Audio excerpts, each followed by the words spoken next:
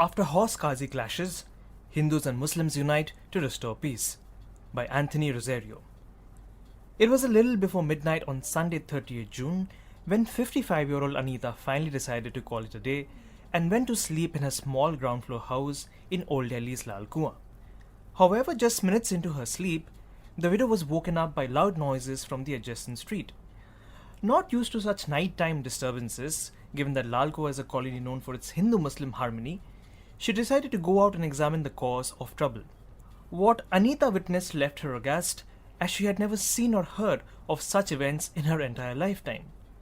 Recollecting the events that unfolded that night, Anita said that as soon as she stepped onto the main road, she saw groups of people running about the area, chased by policemen. The reason? A squabble that originally broke out over parking space between two neighbors of different communities had taken the form of a full-blown physical altercation. In the unrest that ensued between these two groups, glass panes of a nearby temple were broken, and this was exactly the point at which the incident took on a different color. I was so afraid that I left for my daughter's place in Sadar Bazaar the next morning. I was really worried that given the situation, a fight between Hindus and Muslims would break out and that I would be stuck. But thankfully, both communities have done their best to maintain peace and communal harmony. Close quotes. While Anita made a dash for her daughter's residence, Gajendra and his two co-workers weren't as lucky. The 50-year-old from Madhya Pradesh who works with a catering firm didn't step out of his one-room apartment as he had nowhere to go. Asked if the presence of outsiders from certain outfits was the cause of his worry, Gajendra said, and I quote, that both their presence and reaction was natural. If a temple is ransacked or harmed, Hindus feel hurt. The same would have happened if a different place of worship had been attacked, he said. Gajendra has been living in the area for the last 15 years and he too had never seen such a situation like this before. Questioning those who ransacked the temple, he said, and I quote, that if the fight was personal, it shouldn't have reached the temple. What has happened is deplorable and unfortunate, but Gajendra feels that Hindus and Muslims have been coexisting peacefully in the area and that this atmosphere of communal harmony must not be disrupted again. He said, and I quote, all my life I have seen Hindus and Muslims living in peace.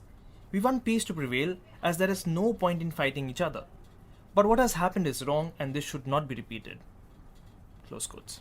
It's not just Hindu residents who have been disturbed by events that have unfolded in the last couple of days. Muslims too say they have been deeply pained by the attack on the temple and have demanded the arrest of those responsible. Abdul Mateen, who runs a biryani shop, said there is no reason for either community to live in fear as Old Delhi has withstood several waves of such violence. He said, and I quote, the people who attack the temple should be punished. Whether it's a mandir or masjid, attacking a place of worship is wrong. Children should be made to understand that no one benefits from fights. It should be decided amongst ourselves. Close quotes. While it was business as usual at Lal Kuan on Wednesday, it wasn't quite the case on the 2 days that preceded it. A portion of the road was cordoned off and no vehicles were allowed near the temple lane. Shops that dot both sides of the road too were shut. A road that witnesses constant movement of vehicles was suddenly empty.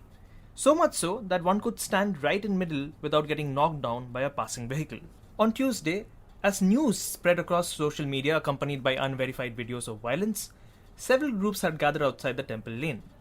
Throughout Tuesday, a sea of leaders from the Vishwa Hindu Parishad and other groups delivered speeches in which they called for strong action against those who had caused damage to the temple. Joining the group was 20-year-old Rohit from Chandni Chowk, who claimed that he was not a member of any such outfit, but had come there in support of his community. He said, and I quote, we want peace to return to the locality, but this will only happen if the police arrest all those involved in the attack on the temple. Until all the accused are put behind bars, we will not feel safe here. Close quotes. Rohit was not the only youngster present. Many others had joined the protests who raised nationalistic slogans mixed with verses and adulations of Lord Ram. But on Wednesday, the crowd had disappeared and so did the Shamiana over them, much to the relief of traders. Manjeet Singh, who runs a hardware shop just next to the temple lane, had decided to stay indoors and shut shop for the last 2 days. But as the protesters disappeared on Wednesday, Singh breathed a sigh of relief, much like other shopkeepers in the area. Singh, whose shop is over 20 years old, said that he had not witnessed heightened tensions in the area since the 1984 riots and wanted the situation to get better.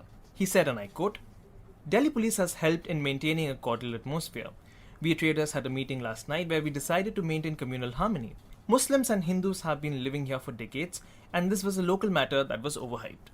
That peace and communal harmony is the defining feature among Hindus and Muslims living in Old Delhi is a recurring theme among conversations across religious lines. The area, also known as Walled City, has scaled over social and religious barriers and is home to temples, mosques, gurudwaras, and churches. Perhaps this tehzeeb is best expressed in the words of 59-year-old Hasina, who has been in Old Delhi all her life. Expressing deep regret over the attack on the temple, Hasina pointed out that it is the walled city's peaceful nature that had allowed it to overcome such a crisis. She said, and I quote, "God is one, but we call him by different names." Dressed in a black burqa, Hasina recounted how during the 1992 Babri Masjid riots, her husband had given refuge to two Hindu boys who were stranded near their house in Old Delhi. This, she said, was just one among the many acts of kindness displayed by people across religious lines, acts that helped India maintain its secular dogma both in letter and spirit. Yet, the most enduring picture of Old Delhi's unity in diversity is that of Dr. Kafil and his patient Arun. A painter by profession, the 32-year-old grew anxious as tension spread like wildfire through the narrow serpentine lanes of Lal Kuan. He chose to drown his anxieties in generous doses of English liquor, following which he fell sick.